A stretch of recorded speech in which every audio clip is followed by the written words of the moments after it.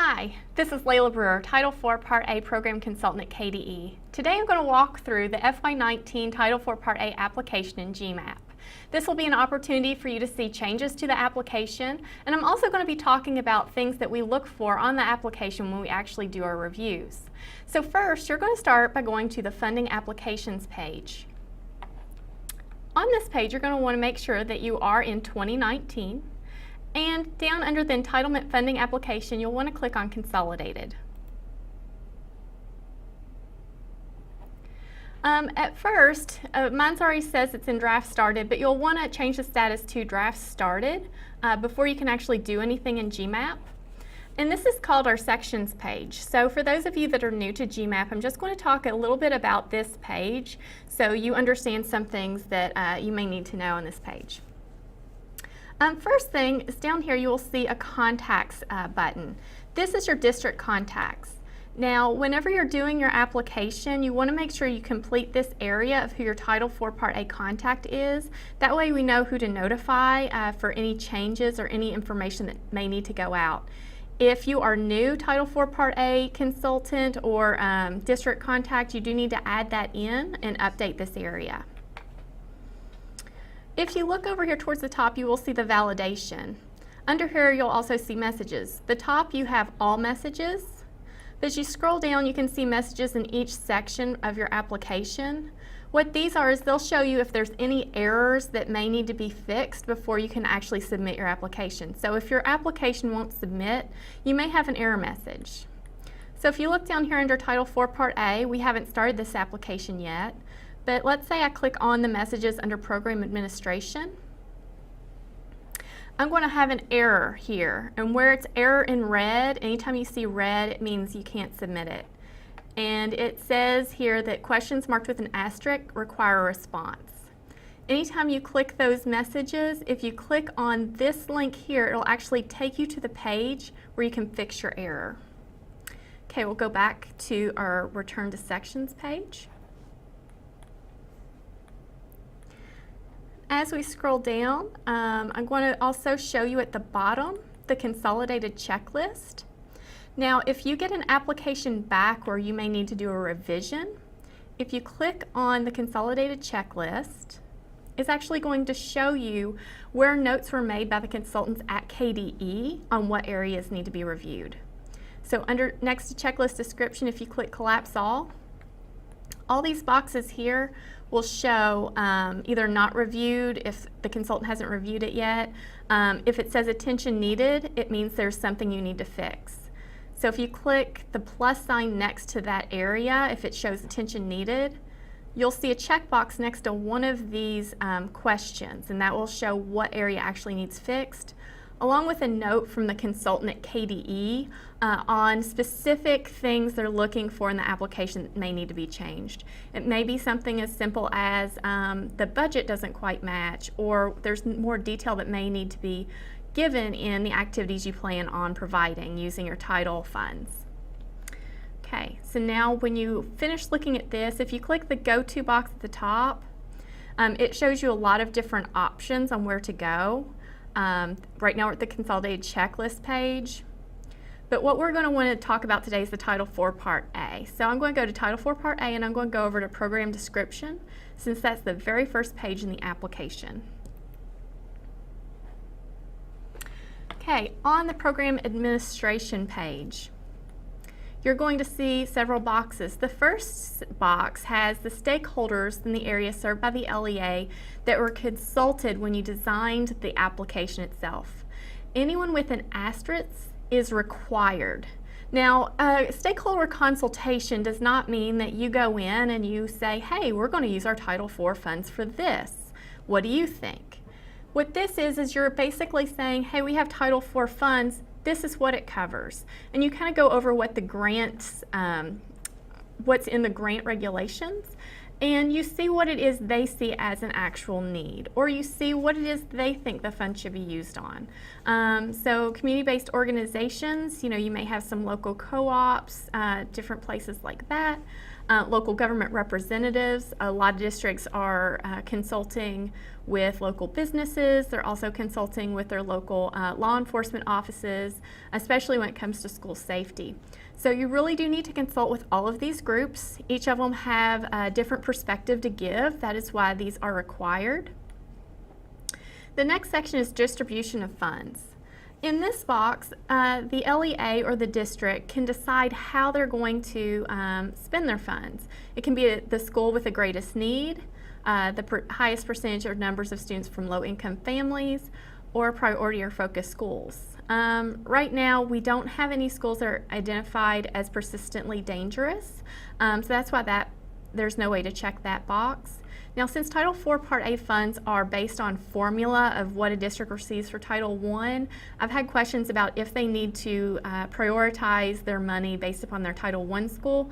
You do not. So if you have a Title I high school but you want to fund an elementary school because you see a need in a certain area, you can do that.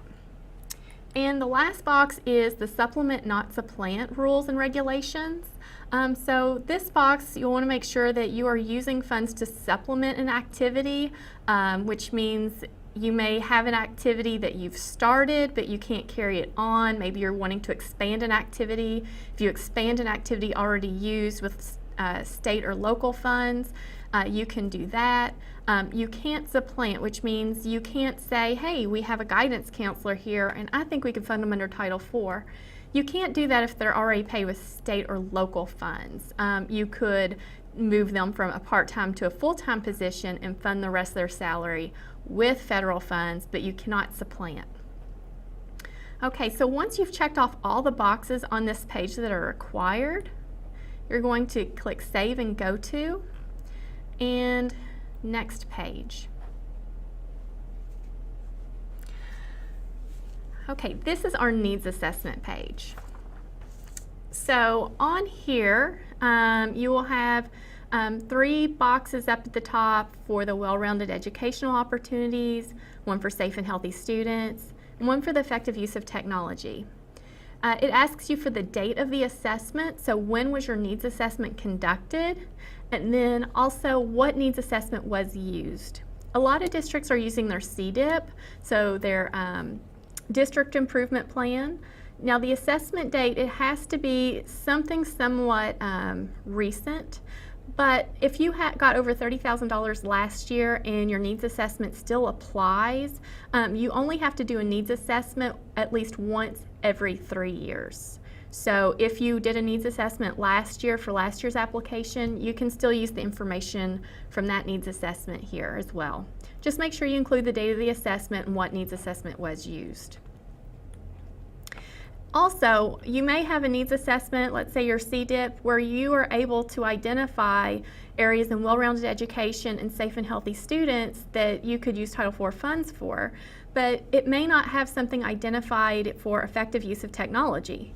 So what a district can do instead is find a different needs assessment and use data from it, and just make sure you have the date of assessment and the needs assessment used. If you're having some issues or trouble with your needs assessment, on the KDE Title IV Part A website, there is a needs assessment document. It gives you some ideas and resources of different needs assessments that a district can use, and also some examples. So I recommend looking at that if you're having some trouble working on the needs assessment part. Now at the bottom you have 3 other boxes where you actually need to describe the results of the needs assessment to determine how funds will be used. Now in these boxes, really want to emphasize the word results. So I don't need to know how you're using funds on this page. What we at KD are looking for when we look at the results of the needs assessment is we want to know what data or information was pulled from the needs assessment. Were you looking at under well-rounded education opportunities? So let's say on here you see that maybe your scores are low in math and science for the district or a particular school. So let's say for example, maybe your scores are low, you're seeing some areas there, then you would put that information. for safe and healthy students. If you see bullying as something of a concern with the district, you could use some of your data. So if you have any sort of bullying data, how many referrals of students sent to the office, that might be something that could go here. So we want to look at, when we're looking at this, we want to see a direct correlation from the needs that you put on this page with how you're actually using funds. And under effective use of technology, I'll give you an example. So maybe the district had some surveys that went out to teachers and students on maybe how they felt as far as prepared to use the tech within their classrooms or the programs, their proficiency levels. You could put the results of that survey here. One thing I've seen districts do this past year is they would copy and paste their entire needs assessment in every single box. That can be very cumbersome. So under well-rounded education opportunities, just highlight the areas in that content area for your needs assessment. So just how it is under well-rounded education, what were your results.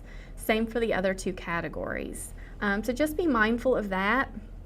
Because when you copy and paste, it can get a little difficult to read or understand exactly how you're targeting for Title IV, Part A, and a lot of times we may have to make phone calls to districts or return an application if something's not completely clear.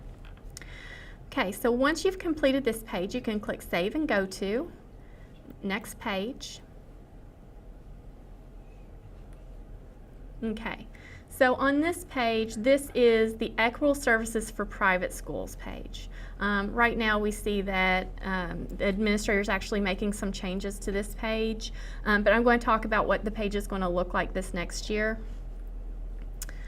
This is still in test, so that's why they're kind of making some changes to it. So on here, this page has been moved from last year and it does look a lot different. If you guys remember from last year, there was an actual spreadsheet you had to upload. This year, the information from that spreadsheet is on this page. So first thing is, if you don't have any private schools, then you just click here. So if you have none, just click My District Does Not Have Any Private Schools, and you don't need to complete anything else. If you do need to click the assurances here. These are required by law or by statute, so make sure those are read and understood by your district. And then if you have non-public private schools but none are participating, then you're going to click this box here. Down here, I believe this section right here, the describe the activities, will probably be removed before the application actually opens. The base for equitable services, so this page actually calculates it for you. So unfortunately this page is really big, but base for equitable services here, you're going to have a dollar amount over here. You'll need to put in your total district enrollment, your private school enrollment, total number of students in the public and private schools, and what it'll give you is it will give you the private school per pupil amount, and this automatically calculates. One thing that will be added, on this page, let me scroll over so you can kind of see what the test district allocation is. Once you enter in your numbers, it's going to calculate the amount per private school here for the per pupil amount. But the administrative costs right now are not listed because the district will be able to take off any district costs as far as administration from this base. So once you get your numbers, down here, you're going to put down the participating private school name, the number of students at that private school, and then what it's going to do is it's going to calculate how much that private school's allocation will be. You'll put the name of anyone that you consulted with at that private school and the date of the consultation. And once that information is in, then you'll need to describe how that private school will want to use their Title IV Part A funds. So you'll put that information in the description of services box. And this bottom box here should also be taken out before the application goes live for the districts. So that's how you calculate your private school amount. Okay, so now we're going to go to next page. Okay, so this is the program description page, and this page is where a lot of the information you'll want to put in to your application about how you're using funds. First thing you'll notice at the top, this is new, is a total allocation for services for their private schools. This number is going to be carried over from the previous page. So whatever's on that page will carry over right here. And all these boxes on this page where it says the amount of funds will be spent in each area will need to equal the district's amount, and that includes the private school amount. So when you're completing the application, all of these should equal that amount. The KD test district has $30,000 uploaded in here. First box is administrative costs, and this is an optional one if districts choose to use funds for administrative costs. You'll click that box, put in how much in administrative costs the districts will be using.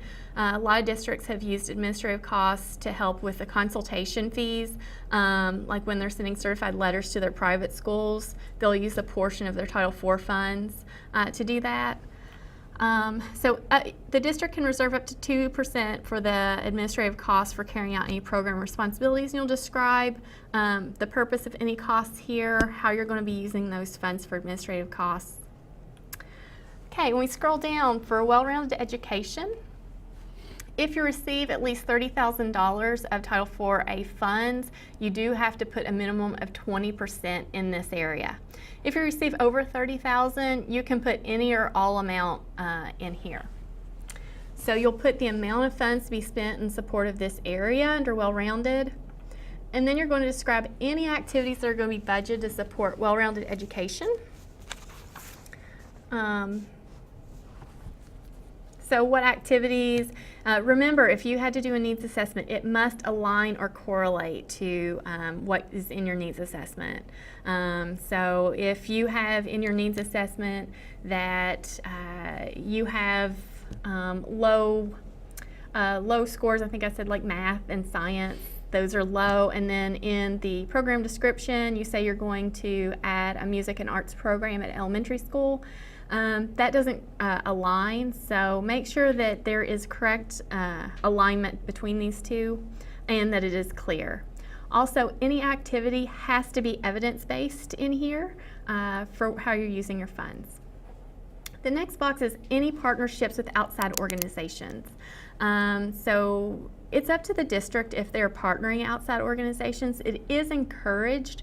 A lot of times that can help with alleviating some costs if you have an organization that might be donating space to the program, maybe supplies, maybe someone you're contracting with.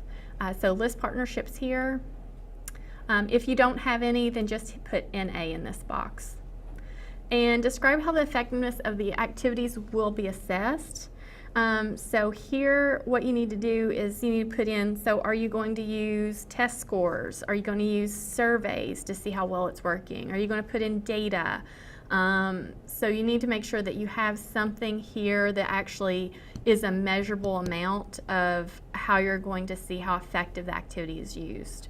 It may be that mid-year you may find that your activity isn't working very well. Then you can readjust because you are at least monitoring the program. Safe and healthy students, very similar to the well-rounded education box. Check this box here next to safe and healthy students that lets us know you're going to be using funds in this area, how much of your funds are going to be used to support safe and healthy students, and any activities that you might be using your funds for. I know some districts are using it for this previous year to fund salaries for school resource officers, which is an allowed expense. So then under the partnerships with the outside organizations, a lot of times they put in here their local law enforcement office, or maybe they're using the Kentucky Center for School Safety as an outside partnership to help create a safe and healthy learning environment for their students. And describe how the effectiveness of the activities will be assessed. So it may be behavior data that you have if you're using it for bullying or some other behavior support. So make sure that you have something in here about how you're going to assess the activity. And the bottom box is the effective use of technology. Now, if you look at this box, there's actually two areas where you put amount of funds in. So if you're using funds in effective use of technology, be sure to click the box next to where it says effective use of technology. Put the amount of funds that will support this focus area, and then it asks the question, are funds being used to purchase devices, equipment, software applications, digital instructional resources, platforms, and/or one-time IT items? If yes, then in that next box, you're going to put the amount to be spent here, not to exceed 15% of the amount that you put in the top box, which is up here, right above your question. So if you put $1,000 to support effective use of technology, in that bottom box, you can't put any more than $150 to purchase devices or equipment or software applications. Down here, same thing as the other two boxes for well-rounded and safe and healthy students. You need to put in how you're going to use funds. So at least 85% of funds in this area needs to be spent on professional development for the use of technology. So put down any professional development that you plan on implementing within your district. If you are using any funds to purchase actual devices or equipment, put down what it is you're going to be spending that money on. And remember, the amount cannot be more than 15% of your total amount in this area. And down here, you have your partnerships with outside organizations. If you have any sort of tech consultants or anyone coming in to maybe do some training, that would be a partnership. And then describe how the effectiveness of the activities will be assessed. This could be, like I said before, it could be even surveys, information, feedback from teachers. So if you're doing a training on Google, I know a lot of districts have put that in their application. It could be something as simple as how are the teachers feeling, what's their confidence level of using these programs, do they feel like they need more training, how confident are they in using these applications within the classroom, some sort of information to determine how well this program is benefiting your teachers or your students. Okay, so now we're going to click Save and Go To. Next page. Okay, the budget is also changed for this next year, the budget page. We had some issues with last year's applications for those of you that have been on the phone with me or another consultant with determining the amount of funds you're putting in safe and healthy students or well-rounded education opportunities. We had to make sure all of our totals matched exactly. So for this next year, there are actually going to be 5 different budget categories.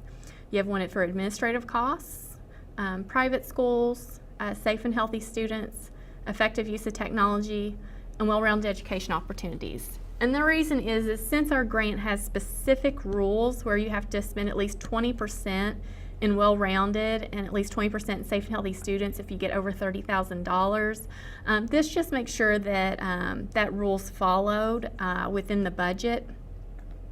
So whatever amount you put on your program description page under safe and healthy students is going to have to match exactly your totals here on your budget.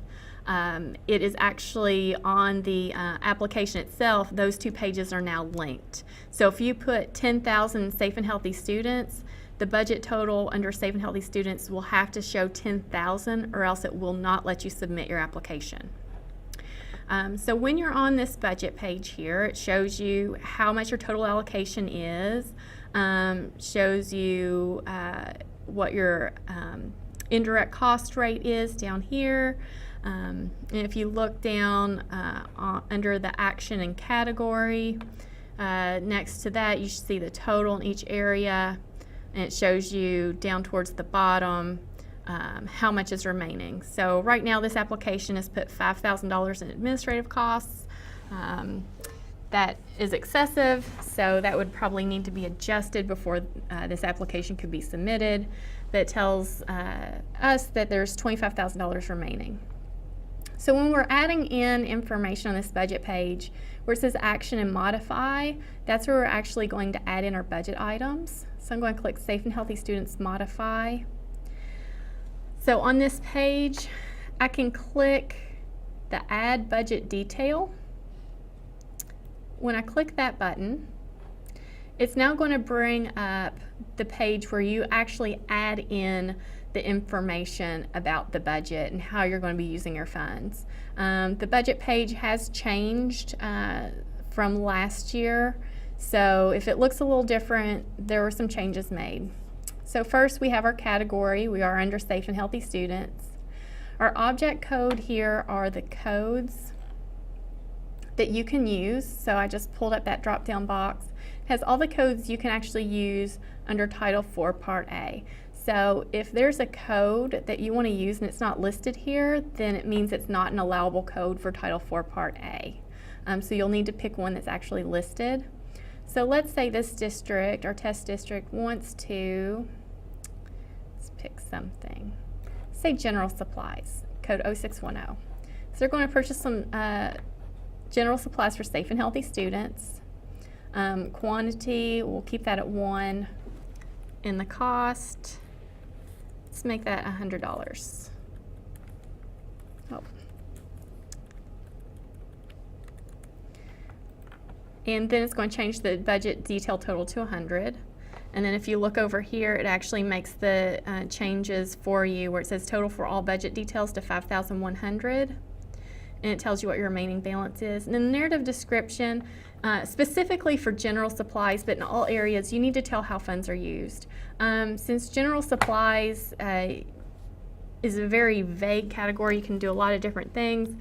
Say Safe and Healthy Student general supplies, let's say the district is using funds for pens and notebooks for a support group. So that tells us here at KDE how exactly you're using funds. You could just put pens and notebooks for support group. You don't need to have a complete sentence. As long as it's clear in the description how you're going to use your funds. If it's not clear in the narrative description, then you'll get it sent back to you.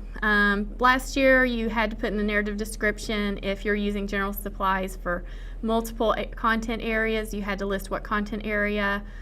Since this year it's all broken up by category, Safe and Healthy Students, you don't need to do that, just how you're going to use funds. So once I have that in there, I'm going to click Create at the bottom.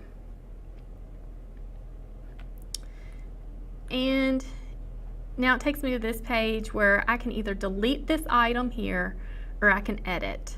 So this is a little bit different too. So if I realize, oh, I meant to put this in the general supplies and not in Safe and Healthy Students, but I was actually going to put it in our well-rounded education, and I was going to use the pens and notebooks for a STEM camp, I can click the Edit button. I can now change the drop-down box to well-rounded education opportunities and change it to STEM program and click Update.